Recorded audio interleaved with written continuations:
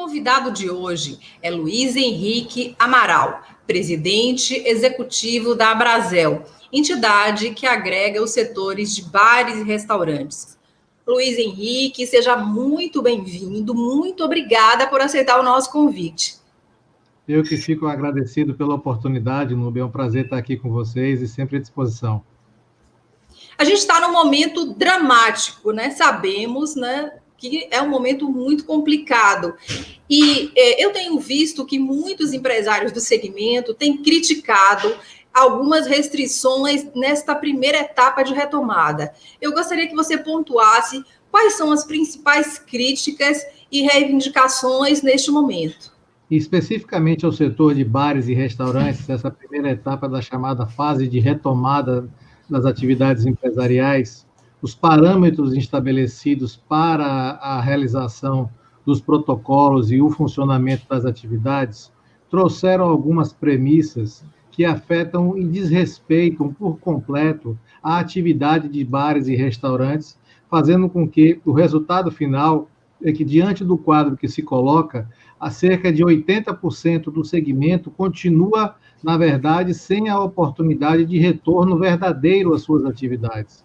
Então, a gente está conversando e criticando muito esse assunto, exatamente para a demonstração de que a gente tem uma lógica de funcionamento diferenciada, porque ela se adapta diretamente aos hábitos de alimentação e não necessariamente ao estender do horário de funcionamento das atividades. É diferente de um comércio que você pode decidir comprar hoje, amanhã ou de determinado horário. A alimentação ela tem seus horários estabelecidos dentro de alguns intervalos, ao mesmo tempo que ela é uma necessidade diária e a cada instante. Então, são duas premissas básicas que estão orientando a retomada, que é passar 2 dias com atividade setorial fechada, sem funcionamento, e outra a questão do horário. Retomada, inclusive, a partir de quarta, né?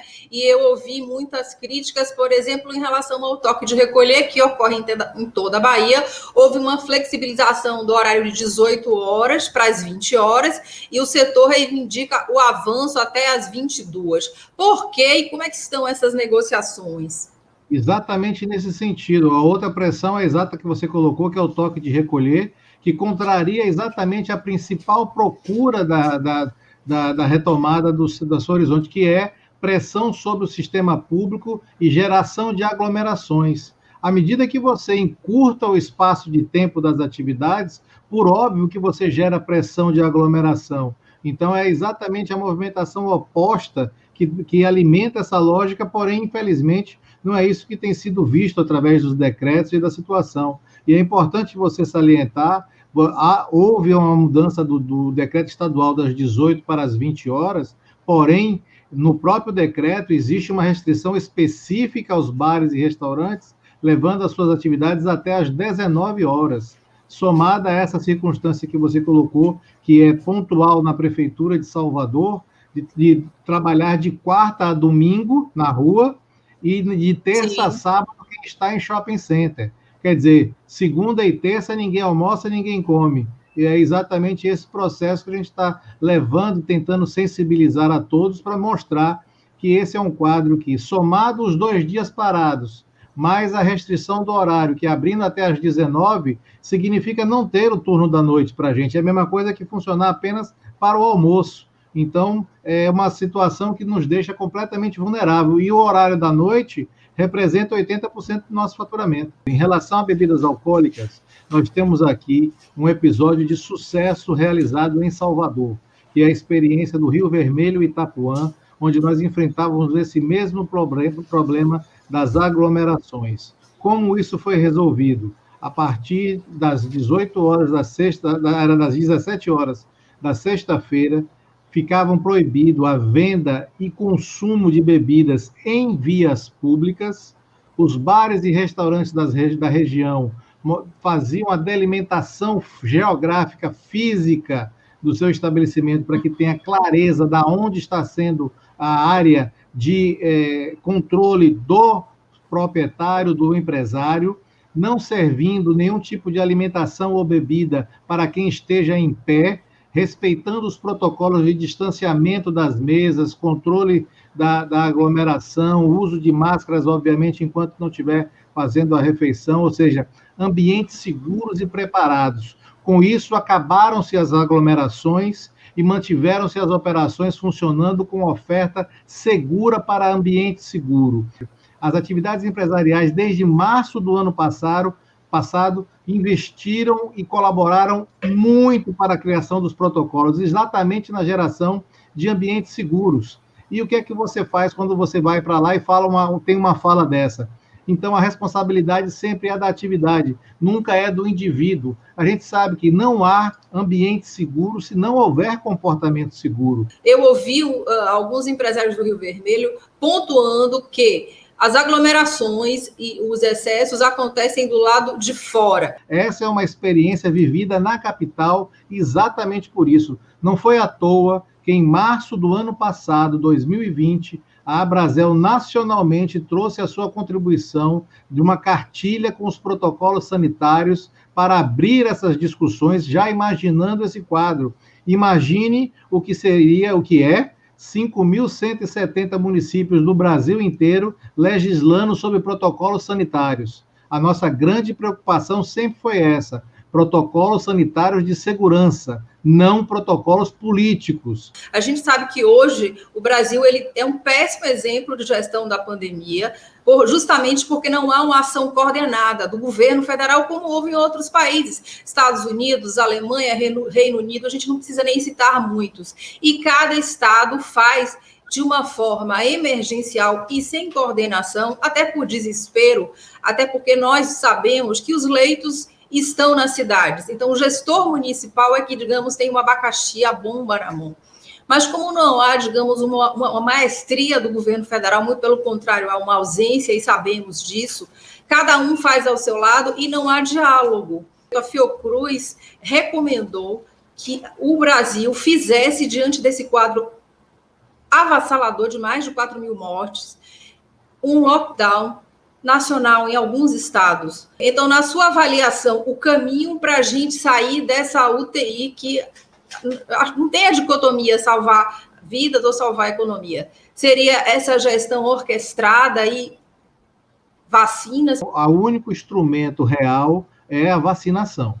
Enquanto ela não acontece, nós estamos aqui tratando das coisas paralelas, das coisas tangenciais, para administrar o problema dessa forma. Então, a gente precisa, como foco principal, missão principal, é vacinação. O outro foco principal é comportamento, como a gente conversou aqui agora, porque veja o seguinte: se uma pessoa se sentir mal, ou se não está se sentindo bem com saúde de casa, ela não deve sair de lugar, não deve sair de casa, a não ser para ser atendida, que seja num atendimento de saúde, e fazer desde já o controle e isolamento social daquilo. Esse é um ponto. A partir daqueles que não têm nenhum tipo de manifestação, manter todos os cuidados já ditos, de distanciamento social, de lavagem das mãos, de uso de máscaras e a comportamento seguro em relação a isso e evitar aglomerações. Esses são os dois grandes pilares da construção do combate ao coronavírus. Quando as pessoas saem, então você já está dizendo que aqueles que não têm condições de saúde de estarem nas ruas estarão sendo medicados ou isolados dentro de casa, ponto. Aqueles que têm possibilidade de circular, de ter a sua atividade preservada, que vá de encontro aos locais, ambientes seguros onde foram gerados os protocolos. Então, é isso que precisa funcionar, é esse elemento que precisa vir ao caminho da gente. Então, você tem uma ação, como você falou, hoje, inclusive já referendada pelo STF, você tem uma situação de que todos os entes federativos estão legislando cada um para um lado. Você tem legislações federais, você tem legislações estaduais, você tem legislações municipais, algumas convergentes, outras completamente opostas umas às outras, gera essa torre de Babel que ninguém entende e fica sem essa linha central baseada nesses dois grandes eixos e a gente se batendo nesse meio e gerando essa situação. Hoje, especificamente, a gente vive em Salvador uma situação privilegiada do ponto de vista da chamada RT e transmissão. Os dados de mortes são extremamente avassaladores está aí estampado nas nossas caras, nas manchetes. Mas ela é uma fotografia de momento. Então, como é que se avança esse diálogo para que o setor de bares e restaurantes possa ter uma retomada mais tranquila, mas ao mesmo tempo dentro dos limites de segurança, para que a gente não entre no descontrole de novo? Como é que está esse diálogo? Em relação à questão do diálogo, ele é mais do que necessário o tempo inteiro, e nós provocamos isso desde o início da pandemia, sempre numa equação de soma.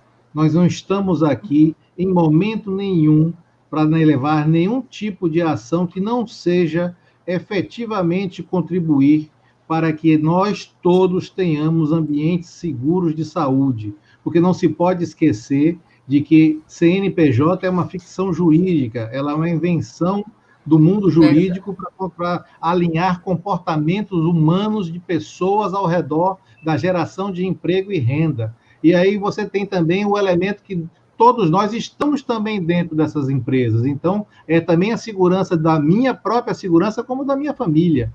Principalmente no nosso setor, onde 9 em cada 10 bares e restaurantes são estruturas familiares. Então, é extremamente significativo isso.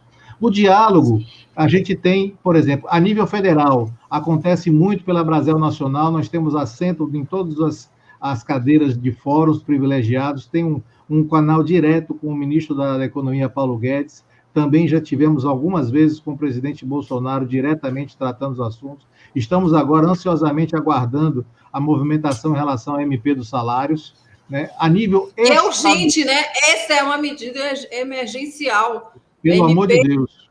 Pelo amor de Deus, essa a gente está sofrendo a pressão agora. Agora, quando eu digo, é literalmente agora mesmo, essa primeira semana de abril. E aí você tem, a nível estadual, infelizmente, esse canal não foi aberto em momento nenhum, e aí a melhor coisa que eu posso trazer como resposta é, nós tivemos em um ano, desde março do ano passado até agora, 3 reuniões com a Secretaria de Saúde, através do secretário de Turismo. Isso demonstra claramente a ausência por total de diálogo, né? E a gente tem a ressalva com as prefeituras, esse diálogo é maior, a Brasel Bahia está no estado inteiro, mas a gente acompanha de perto cerca de 13 a 15 prefeituras, e eu não posso deixar de fazer o meu registro, tanto da capital de Salvador, desde a gestão do prefeito Assemineto, agora com o prefeito Bruno Reis, como também da prefeita Moema Gramacho, em Lauro de Freitas, e ela toda a sua equipe. E aí eu volto a dizer, uma coisa é sentar na mesa, a outra coisa é concordar e discordar. Qualquer relação saudável existe concordância e discordância. Nós temos o franco diálogo e muitas conquistas que a gente precisa fazer e muitos elementos postos como a gente está esse agora. Apesar da mesa de negociação, nós não conseguimos colocar condições favoráveis à retomada do segmento de bares e restaurantes na capital. Já em Lauro de Freitas está em funcionamento todos os dias. Então, você veja que é realmente uma situação muito delicada e muito trabalhosa, mas há o diálogo. No Estado, infelizmente, não, e exatamente agora um aguardo que a gente consiga abrir esse canal de diálogo para somar. A única coisa que nós não faremos nunca é ficar aqui em público batendo boca com qualquer autoridade, porque a gente está aqui para fazer soma de processos. E não cabe neste momento para ninguém. Nesse momento a gente precisa sinergia para vencer a crise. E agora mesmo suas considerações finais, né? Porque o tempo. Muito obrigado pelo espaço. É muito importante ter ambientes qualificados como esse, para que a gente tenha a capacidade de aprofundar um pouco mais a consciência e esse horizonte de debate. Ninguém traz verdades, mas traz contribuições. Essa é a nossa busca o tempo inteiro, e a gente não pode perder o horizonte de falar que nós estamos aqui agora tratando de 280 mil famílias no estado da Bahia, que representam diretamente a dependência da atividade de bares e restaurantes. Como você também bem sabe, ligada a toda uma cadeia produtiva que vai de marisqueira, pescador, agricultor familiar, artesão, músicos, a grande indústria da bebida, da alimentação, todos eles estão envolvidos nesse processo. Então, a gente tem uma responsabilidade muito grande, não é momento de ficar fazendo qualquer tipo de esforço que não seja para resolver e preservar todas essas vidas envolvidas. Meu muito obrigado a cada um de vocês e obrigado pelo espaço, Núbia. E lhe desejo muito boa sorte neste momento difícil. Vai com fé e se cuida.